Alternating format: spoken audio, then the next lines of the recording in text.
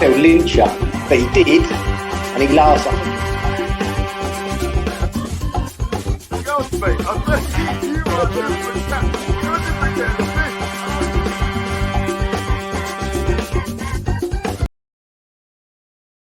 Here we go again for another West Ham Daily as we talk transfer after transfer after transfer. What's the word I have told you about? What's my favourite word this summer? There is only one word and it's relentless, but it keeps on coming. And as I said, after securing the signature of the Rennes defender Naif Aguerd on Monday, it's now being reported that David Moyes has now switched his focus to other areas of the squad that need strengthening. So, on that note, what I usually do is say, roll the bad boy title.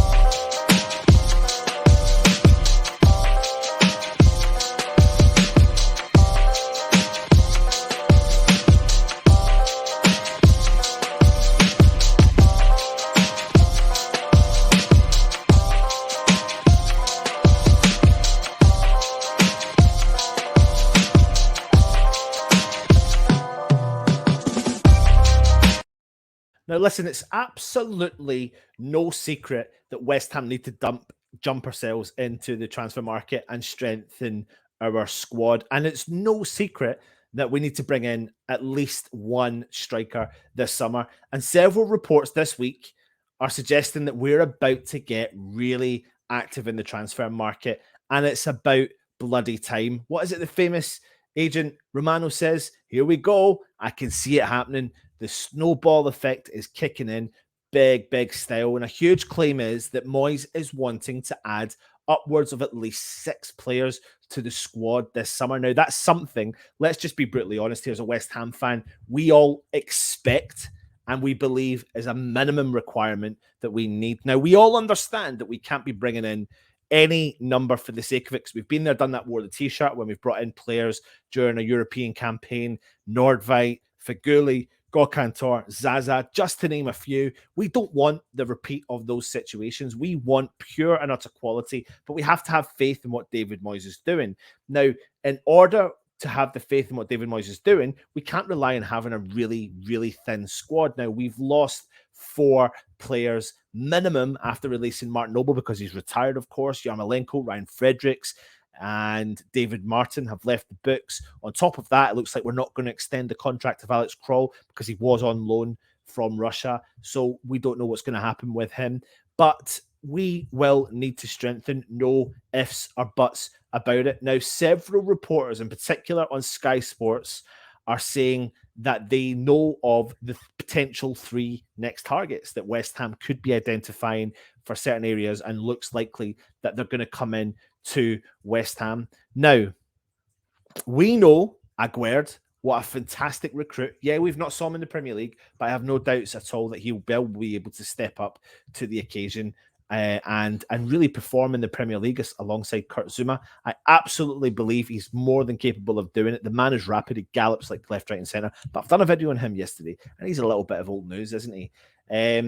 But the player that we could be first and foremost talking about, and again, it's one of the worst kept secrets at the club, and that is Alphonse Areola. Now, listen, we know all about Alphonse Areola. We know the quality that he can bring to West Ham, and he absolutely excites me for the next season. I think he really can offer West Ham a really good, solid base from the back line. Now, what we're potentially hearing is that we are in advanced talks and we're working on personal terms with the goalkeeper. And once we've agreed those personal terms, West Ham will then trigger the option to bring Areola into the club.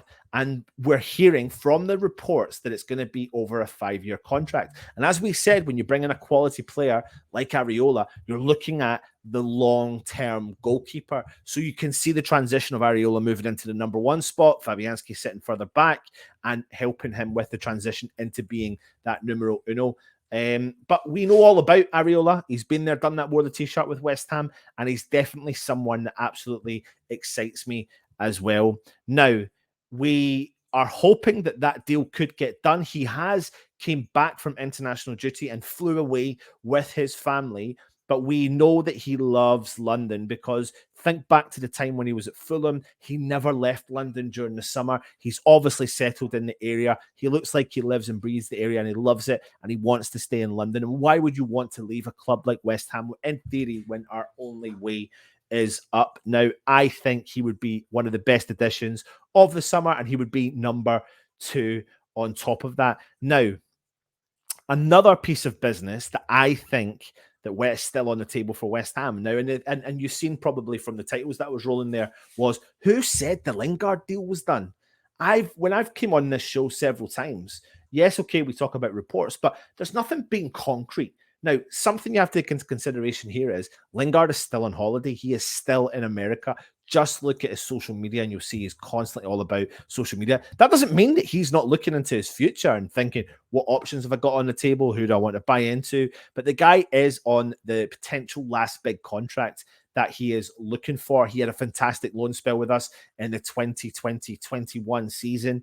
And we are led to believe from the reports that are coming out from reporters that West Ham remain heavily interested in the Jesse Lingard, and we're keeping a really close eye on the situation. So what do you think? Do you think the Lingard deal is dead? Because it's funny, because I'll bring this up now and people in the chat will be going, stop bringing him up. There's no need to bring him up. But I think it's a ridiculous statement because I don't know until the lad has not got the top on or is pulling another top on. I don't doubt for a second we are still absolutely interested and remain convinced that we can probably bring him to the London Stadium.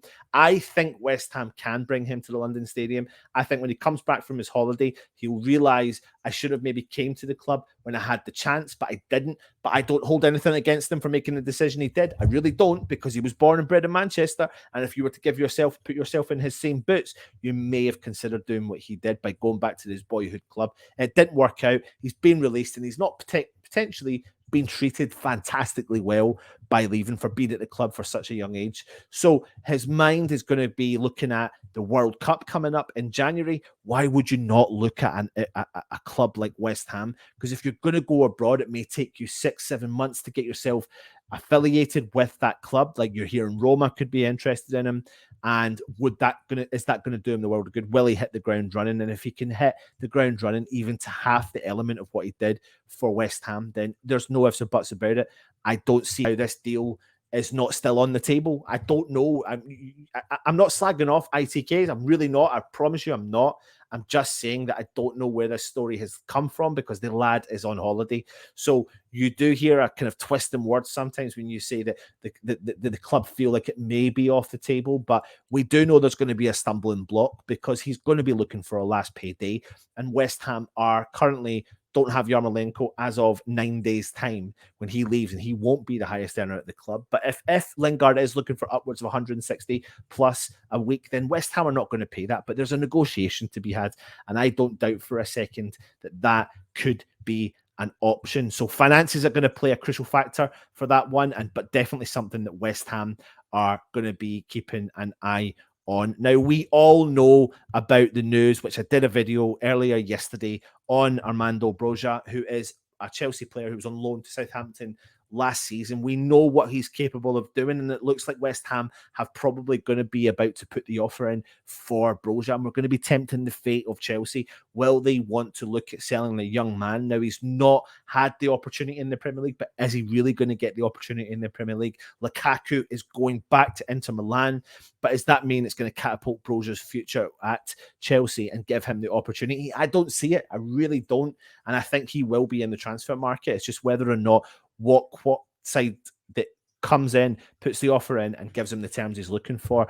We are led to believe from the reports that are saying there that he is interested in listening to offers for clubs like West Ham, but no doubts whatsoever you're going to get clubs like Newcastle United sniffing around, because usually that's what happens when it is West Ham. But will he be the main striker point? I did a video on him yesterday. You need to go and check it out. But if I give you a rendition of him, You add a Broja and you add a Lingard to West Ham's attacking lineup, and I really see West Ham progressing in that area. You've got two players. Now, if it's one or the other, the point I'm trying to make is they are very different in styles, but in terms of their closing down the defense and bridging that gap between the striker and the midfielder. And I've always said that when we lost Lingard, when we didn't bring him in, we lacked that urgency to get forward, and that's what drove the team forward sometimes. And I think sometimes that urgency is the thing that got West Ham results. And Broja's got that similarity. He never says die. He chases every single ball to the death, and he challenges the keepers and he goes at the defenders, but he's got an ability to hold up play. He can always, with his back to goal, do exactly what he does. There is an Antonio-esque style player there because he's got the ability to play up top, but he works the flanks. He works so hard, and he's more than capable of doing it. But if you were to look at adding Broja and look at adding Lingard to the West Ham squad, you've definitely, no ifs or buts about it, added real quality and going to prove to be tough to make big decisions when you're bringing in these players. The reason why I've done the video is these three targets, Areola, Lingard, and Broja, realistically could be the next three coming through the door for West Ham, and I could honestly see us doing it. And you could collectively be getting those three players for a collective price of about £40 million. And that brings you Premier League experience in an abundance. Absolute abundance. So what do you think? The reports are suggesting that it could be close to getting done, but I don't think, and I'm not going to write off some of these deals that you've heard about already. Lingard could be on the tables. Where's the source saying it's dead? He's still on his holidays. Let's see what happens when he does come back. We'll see a little bit of movement there. If he doesn't end up at West Ham, so be it, but I'm still not putting that one down. I'm sorry, I'm really not. Dig me out in the chat if you want to dig me out in the chat. You're more than welcome to. Areola looks like he will become a West Ham player. Looks like we've won the race to bring him in permanently and on a 5-year deal. What a coup for West Ham. Long-term goalkeeper for the future. Alphonse Areola at West Ham. And then Broja, is he going to be the main #1 target for West Ham? Please, if you are watching, please subscribe to the channel. We're on the march towards 20,000 subscribers. There is a bell notification there. If you hit that bell notification, that will notify you when our shows do go live. If you are interested in becoming a channel member, you can look at the join option as well. But let's just see what happens here. The relentless approach to summer transfer targets is kicking in. The snowball effect is kicking in. Will West Ham make the signings ASAP? And stay safe. Come on, you Irons. And yeah, subscribe. Ciao.